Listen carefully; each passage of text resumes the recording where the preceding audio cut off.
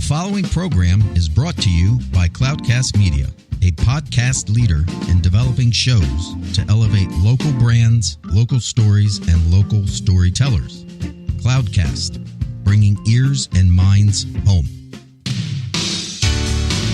The San Diego Union Tribune and Retirement Strategies Group present the Union Tribune Community Spotlight Show with your host, Drew Schlossberg.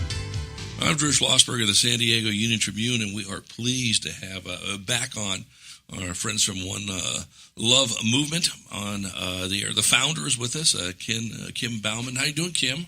Amazing. Thanks for having me back. Of course. You do such great stuff. We're here all about the organization. And joining you is Mimi Lee from San Diego Refugee Tutoring. How you doing, Mimi? I'm doing great. Good. We're going to hear all about what you do, too. And, of course, a venerable organization in our region, Voices for Children. We have the Chief Program Officer with us, Stephen Moore. How you doing, Stephen? I'm doing wonderful, thank you. Good. We'll start with you on this one. Kim, talk about the mission of One Love Movement.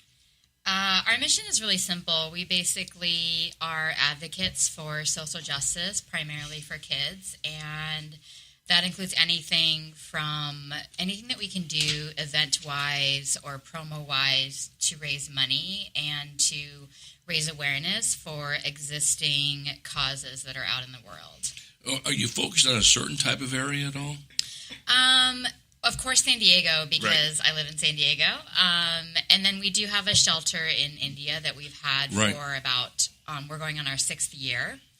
And we have projects in other, like Nigeria. We've done a lot of work in Haiti, different other countries around the world. So how would you define social justice in the areas you focus on?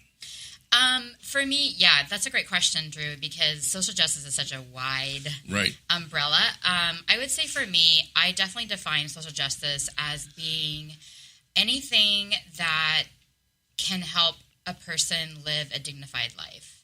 So that could be anything, which is what I love about our work, is that we've designed it so that we can help so many different causes and so many different, just creating more opportunity for us to be able to help more people with a broader range of what that means. Right, exactly.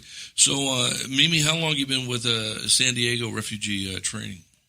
I'm sorry. Tutoring. I've been with them for 4 years. Okay. 4 years. What's the mission? So the mission of SDRT is, our vision is to bring social justice through educational access in City Heights, specifically to refugee families and youth. And our mission, which is basically our method of achieving that, is one-to-one academic tutoring. And we use a holistic approach, which means we provide non-academic services to supplement our academic tutoring. So what are those services? There's a whole range of them. We do field trips. For example, we do ice skating, we do hiking, we do bowling, and the field trips are seasonal and annual. And we also do giveaways. For example, we did the shoe giveaway that the Union Tribune provided us a grant for, so thank you for that. Our pleasure, Mimi. Absolutely. We give away books, and we've also done some social work and some advocacy in schools. Right. So when you do the tutoring one-on-one, is it more tutoring in literacy? Is it reading? Is it math? Is it science? Is it everything? We sort of prioritize our students' homework because a lot of times they don't have the space at home to do their homework. They don't have their own desk. They don't have their own room or computer. And so we give them that space at tutoring.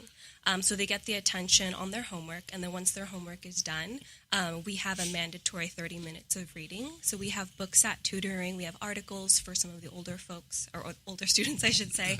And we do try to focus on literacy and math. Right. Now, what qualifies someone to be a part of the SDRT?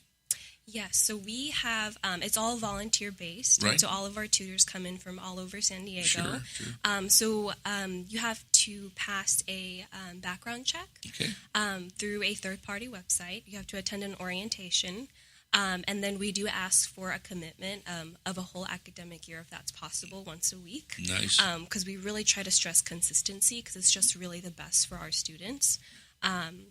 And so tutors, if you want to be a one-on-one tutor, we ask that you be at least 12 years old or older. If you're younger than that, then you can be accompanied by an adult. Right. And so, and how many people will be tutored during a school year? So we are bi-weekly, so Tuesday and Thursday evening. So on a given tutoring session, we have about 60 to 75 students who come through. And we have about 60 to 75 adults who come through, sometimes more, sometimes a little less. But yeah, that's our main population is 60 to 75 families. Yeah. Right, and it's pretty much in the City Heights area? Yeah, so all in the City Heights area. All of our students come from Ibarra Elementary School, which is where our tutoring takes place. And then we also support and invite their siblings. So it's a pre-K through 12 within the same families each week. And how long have you folks been doing this?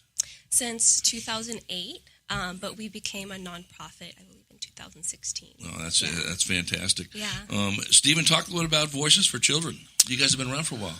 We have been around for a while, going on 40 years. Congratulations. Thank you. Voices for Children is a local nonprofit organization. We serve San Diego County. We also serve Riverside County. What we do is we provide court-appointed special advocates, so we recruit, train, and support volunteers who act as court-appointed special advocates. The acronym is CASA, more formally probably known to a lot of folks. And we advocate for children that have been removed from their homes due to abandonment, abuse, or neglect. And we really just I really like Kim's answer regarding social justice, because that's really what we're doing. We're trying to improve children's quality of life in whatever way that looks. So we're advocating for them in the courtroom, in the community, and in the classrooms.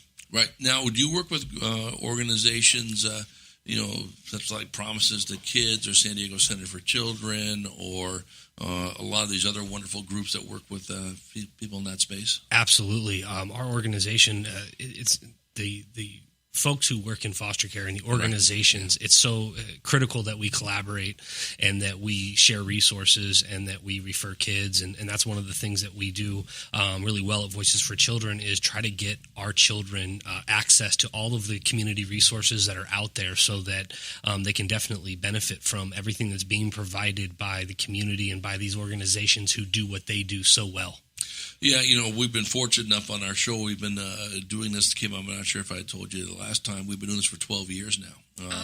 So we launched our show, actually more than 12 years, in October of 2007. But I think one of the things that I like about what we do here, besides we give a nice footprint instead of a 3-minute soundbite, you actually talk about what's going on. Yeah. Is that we love to have the consistency of the people that come on: San Diego Center for Children, Home Start, go down the whole list on this, Casa de Amparo, all the ones that you folks know about. Because Kim, and I think you and I have chatted about this before, and I know Stephen and Mimi would agree to this. If you say it once, you got to say it 2,000 times. You just have to be out there and never think about everyone knows what you're doing or how you're doing it and so forth.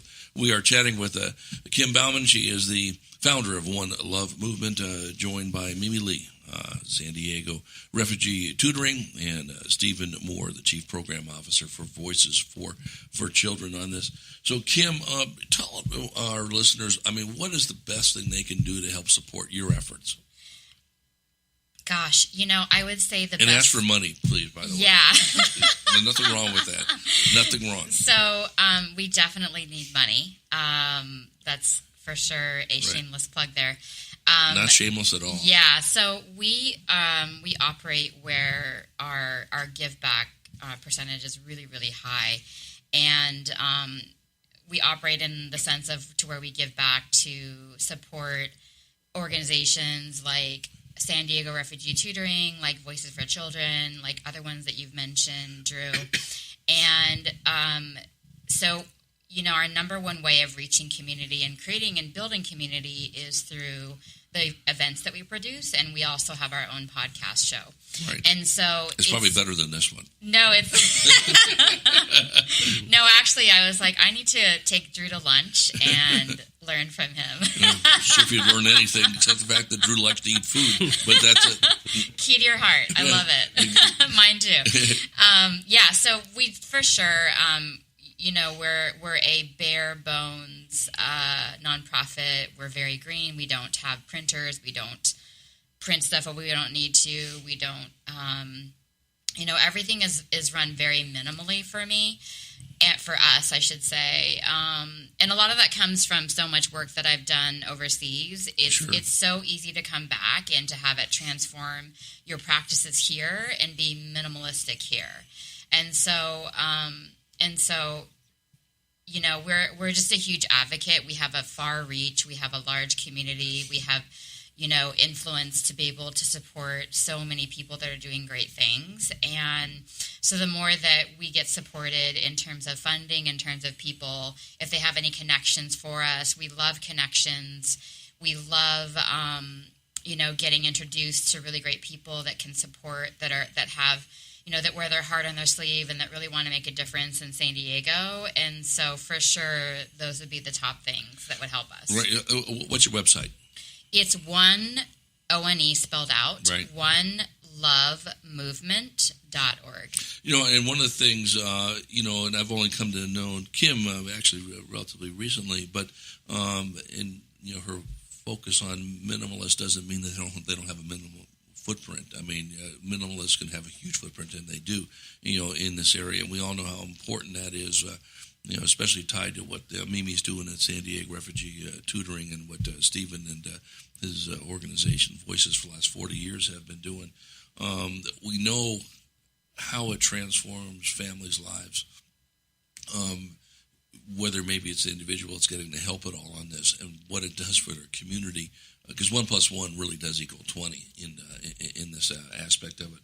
When we come back from break, we're going to chat more with how we can support your efforts, Mimi, of course, and you know, raising the bar as much as we can on this. And then with you, Stephen, talk a little bit about what you see Voices going in the next, you know, maybe 5 years, and how our listeners can get engaged with this. And when you return with Kim Bauman from One Love Movement, Mimi Lee from San Diego Refugee Training, and Stephen Moore from Voices for Children. I'm Drew Schlossberg, and you're listening to another edition of the Community Spotlight Show here on Cloudcast Media Radio, brought to you by Strong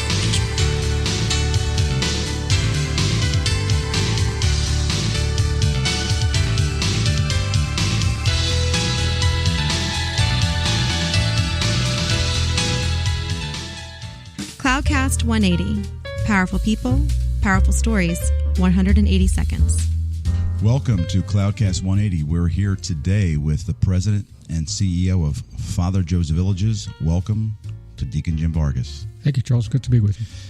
We have 3 minutes. Let's hit it fast and furiously. We're going to talk this morning with you about San Diego being a very expensive city, which creates a housing crisis, which is exacerbating the homeless crisis in San Diego. Let's talk about your leadership on this issue. Sure, absolutely. We do have an affordable housing crisis here in San Diego. In fact, if you asked about the number one issue why people fall into homelessness, it's lack of affordability. And so they fall onto the streets, especially when rents go up, and rents are very expensive here. So we at Father Joe's Villages focus tremendously on housing. In fact, about 40% of our intervention is placing individuals into permanent and affordable housing. All right, so shows you the extent of what we do. And of course, there's services that go along with this, because in order for people to retain their housing, their dwellings, they have to have the services that they're necessary, whether it's mental health services or substance use disorder services, whatever that is. We have a Turning the Key initiative, whereby we'll be introducing 2,000 affordable housing units into the community during the next number of years. In fact, we just closed on a deal to purchase and refurbish a motel in the South Bay area. It's going to have 83 permanent supportive housing units.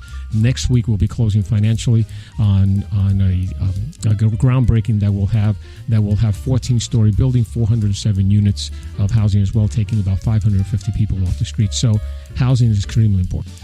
Which means you're investing a lot of capital.